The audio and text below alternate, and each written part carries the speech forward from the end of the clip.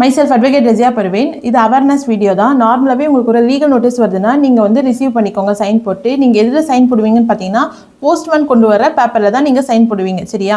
அதை தாண்டி நீங்கள் எந்த ஒரு பெட்டிஷன்லையும் எந்த ஒரு பேப்பர்லையும் நீங்கள் சைன் பண்ணணுன்ட்டு அவசியம் கிடையாது. அதில் வந்து இந்த இன்வெலப் கவர் பேக் சைடு பார்த்தீங்கன்னா ஏடி கார்டு இருக்கும், அக்னாலஜ்மெண்ட் கார்டு. அது வந்து ரிட்டன் அனுப்பிச்சிருவாங்க.